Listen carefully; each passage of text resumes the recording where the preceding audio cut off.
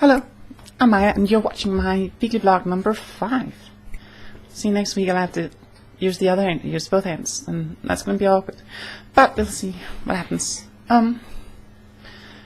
Today, I kind of want to talk about stuff that's going on in my life and also tie that into something that has been around in media in the last week, actually. So what's new in my life? Well, I made a profile on a dating site here in Denmark. It's called Boyfriend.dk, and it's marketed towards gay people, but you know, it's just LGBT people in general, and I fall under that, and you know, I was on the lookout for a boyfriend because soon after I started hormones, I felt like, you know, my libido just died, just straight up died, and I was like, okay, I guess I'm just gonna live in celibate for like the next 5 years, and that's kind of, you know, I was okay with that. It's not having to deal with arousal and stuff. Yeah, I'm sorry if I'm touching on gross subjects here. I should probably have made a warning. I'm gonna issue a warning here. Like I'm gonna talk about sex and stuff. So if you're not okay with that, just go watch something else for a while and just come back next week. I'll make it PT next week. So I was quite alright, not really feeling aroused all the time, but in the last month I started feeling it again. Like I started paying more attention to guys, their physique and their smell, honestly. Beforehand, I could say that I was attracted to guys, but I couldn't have told you what specifically attracted me in a guy. I could say, like, you know, that guy is objectively attractive, but it was more like personalities that would attract me. And now I'm very happy to report that the physical attraction is also very much present. So I felt like it was time to try the dating scene and see maybe if I could get some, you know, I wasn't on the lookout for just sex, but some physical contact would be very, very nice. So I made this profile, and immediately I got a lot of responses from 45-year-old men who wanted to see pictures of me in my underwear, and who wanted to show me pictures of them without their underwear, if you catch my drift. Yeah. Like I said, not what I was looking for. So I just rejected those. But I was happy to find that there are actually some good guys on there. I managed to find a few who actually, you know, seem to like me for who I am, and who finds me interesting and sweet, and you know, it's completely. I don't mean to put myself down, but I don't really get it. But it's nice. I was prepared for the old men and people who wanted to offer me money for sex, of course, because honestly, the dating site has some reputation. You know, people go there and post pictures of their, let's say, members,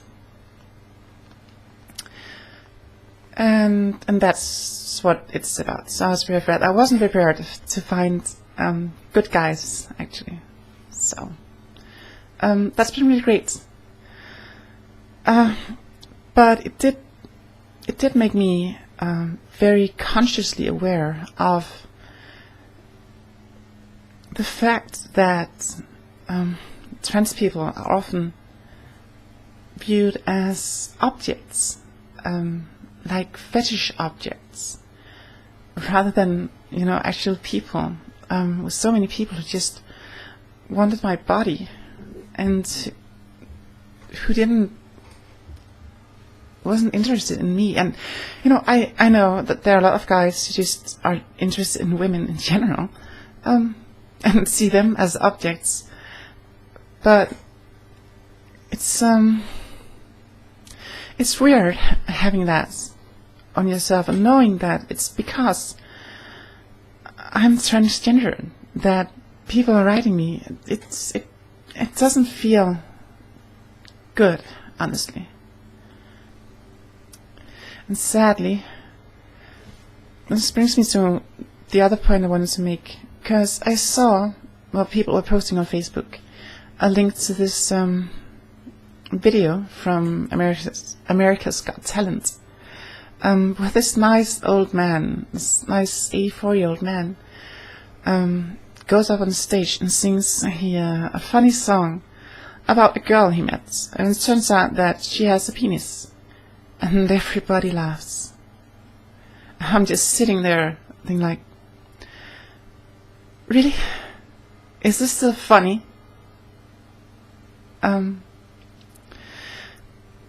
It's something that's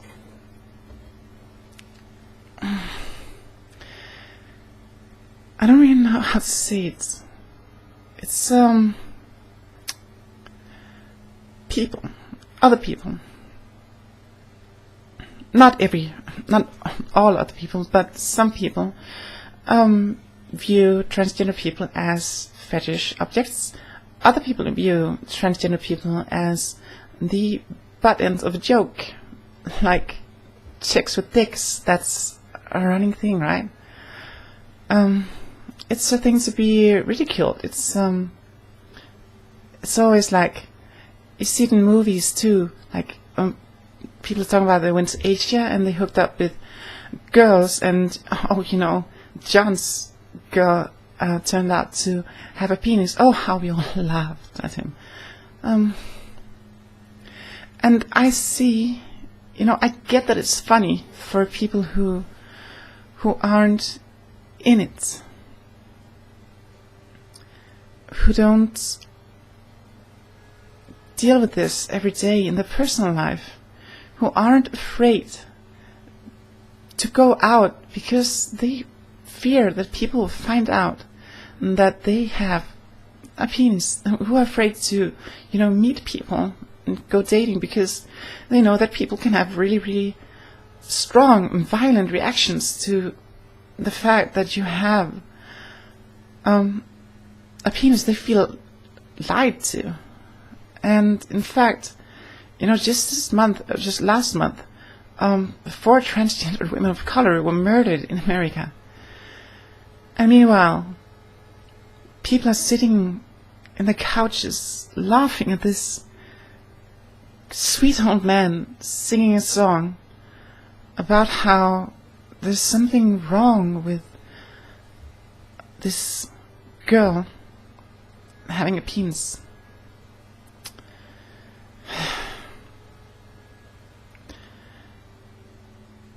Now, I really liked the guy, he was very endearing, but I can't help wondering if people had also laughed if he had sung that there's just one problem, she was black. Would people have laughed at that? But people did laugh at that back when racism wasn't a real thing that you talked about.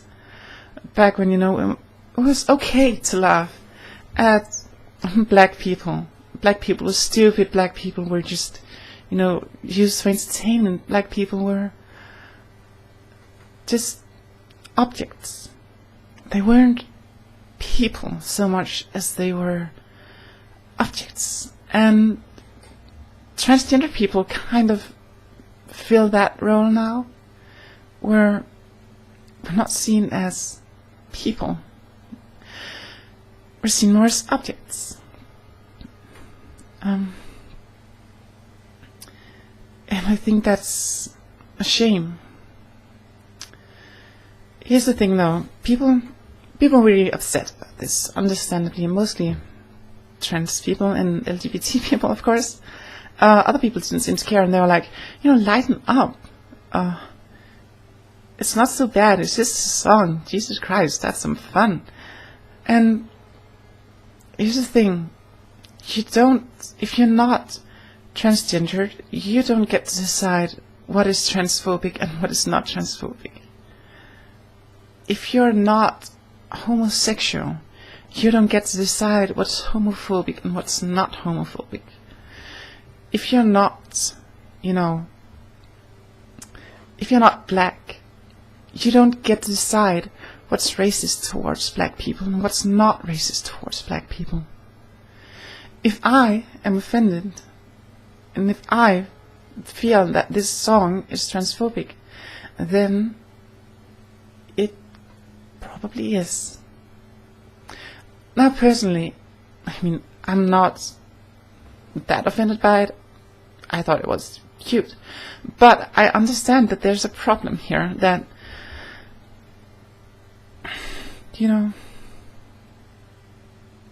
we're still just a joke.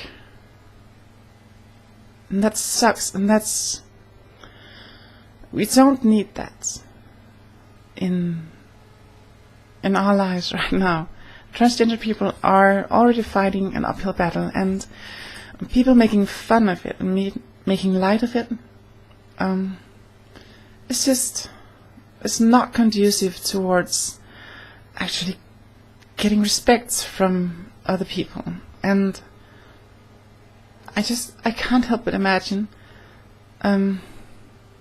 some assailants singing this tune as they're beating up a transgender woman and leaving her in a ditch somewhere, sing, "She has a penis." It's like, they don't need another anthem.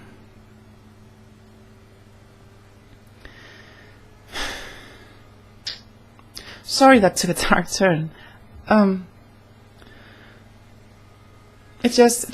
It bothers me to be objectified, to be seen as not a person. And that is what songs like this are doing. And that is what people who fetishize trans people are doing. Just making us into objects and not real people. It's also it's the thing with in media, in movies. Transgender people are, if a person is transgender, that's a thing. They are the token transgendered person. They have certain things about them that they must fulfill. Not in movies that are actually good trans movies like Boys Don't Cry and Tomboy and stuff like that, but in movies like Dallas Buyers Club with Rayon. Rayon is not really a person. Rayon is transgendered. Rayon is a transgender person. And it's hard for her to be anything but a transgender person. And I don't know what to do about that, honestly. I don't have the solution, but I'm hoping for the day when a trans person can be just a person, and not everything around about that character's development has to be centered around being trans. Like, you're more. I am more than a transgender person. In fact, a transgender person is not the most important part of me. It is a big part. I mean, I can't deny it, but I don't want people to respect me for being transgendered. I don't want people to hate me for being transgendered, and I don't want people to pity me for being transgender.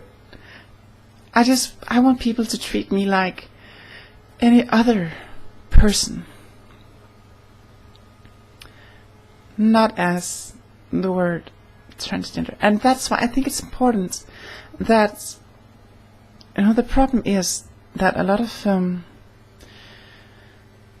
trans people objectify themselves and thus perpetuate this thing in media and dating and stuff. That's, we're not more. We're just somehow actually less. Like being transgender makes you less than other persons. That's not true at all. So I'm hoping that, we'll turn that around. And I still can't help but compare it to what black people faced, in America especially, where by being black you're somehow less of a person. There is still in movies back then, like, if you're black, that was your role. You couldn't have a character that was black without having that character's development center around them being black. Luckily, nowadays, it doesn't matter. We can have interracial couples on TV and no one bats an eye. But still, if you have a couple where one person is transgender, that is the focus of it.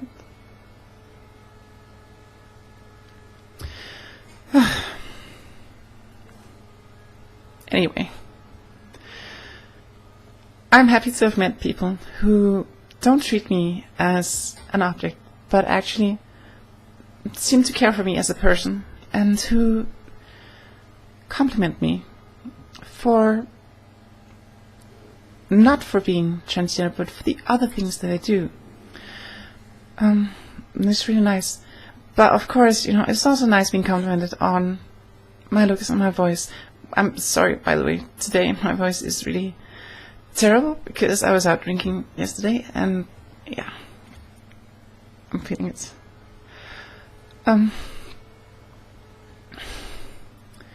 But it's really good for my self-confidence to actually, regardless of their intent, to have people compliment me. It's not something that I was expecting, and it's nice to have it. And I say I'm ready to date now, and it feels really, really good. It's a whole new feeling, honestly, and I was very surprised to feel this sort of attraction. But I'm very happy it's there. Anyway, I think that's going to be it for this episode. I mean, I don't really have a lot to talk about today. I just wanted to get something out and talk a little bit about my life. And yeah, I mean, they can't all be winners, right? Also, while I say that being transgender is not the most important part of me, I still want to represent. I'm not ashamed of being a trans woman, but it's not the most interesting part of me. What's the most interesting part of me? I guess you'll have to find out. You might even just decide for yourself what it is. I'm not sure I should tell you what's the most interesting part of me. I'm not sure I'm the one to tell, but, you know, just don't forget that you are more than transgendered. You're more than a transgender person. You are a person. Don't make being a transgender person into your whole personality. Remember that you're good at so many other things. And you are so interesting for so many other reasons than you being transgendered. If you are transgendered, yes, of course, there are non-transgender people watching this. No matter what, if people try to objectify you and tell you that you are a thing, like, for example, that you are a transgender person, they are making you worth less. They're implying that you are worth less than other people. Even if they compliment you for being transgender, they are scooting over your other great qualities. Like, being transgender is not an accomplishment. Surviving in this world as a transgender person, that is an accomplishment. And that's something to be proud of. But there's more to you. There's more to you than your gender identity. There's always more than one thing. You are a wonderful, magical person. And you have endured so much already. And you are alive right now, watching this. I think that's wonderful. Don't let anybody tell you what you are.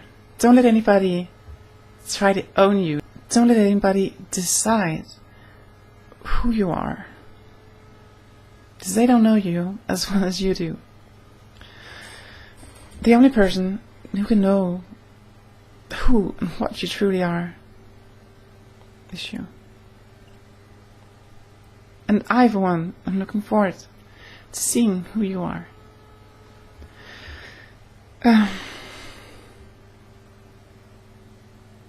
You can be anything you want to be.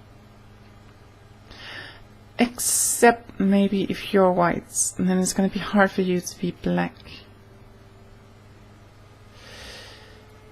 So there are limitations, but basically, the sky's the limit. Anyway, I don't know if that was disjointed. I don't care so much. Casual hungover, by the way. I just felt like ranting and talking about my second sexual awakening as a woman. I'm basically like a 13-year-old girl discovering boys for the first time. So, I don't know, if you don't agree with what I said in this video, if you have any questions, if you have any comments, if you have any, if you want to tell me that I look hot and ask me for pictures of me in my underwear, you can write down below in the comments. Plenty space. If you want to know when I post my next video, you can subscribe up there. Since there's no kitty butt to press today, I'm gonna put a thing on the purple thing over there in the corner. I know what it is. You don't know what it is. It's a mystery. That will link to my second channel once I get that up and running, of course, which I haven't yet. I'm posting links to my social media, which I'm not good at using, in the description. Sorry, by the way, the last video was late. That's for you, Rocket Man. Sorry, I was busy. And yeah, I hope you're having a fantastic day, and I hope this video cheered you up if you aren't, or maybe cheered you even more up if you already were having a fantastic day. I hope that's the case. Anyway, from the bottom of my heart, I love you, and I think you're special. And not because you're transgendered, not because you're homosexual or whatever other people might decide makes you special. You're special because you're you. You're unique. That's pretty special. So, that's it for this week. Bye, basically. I'll see you in a week. Love you.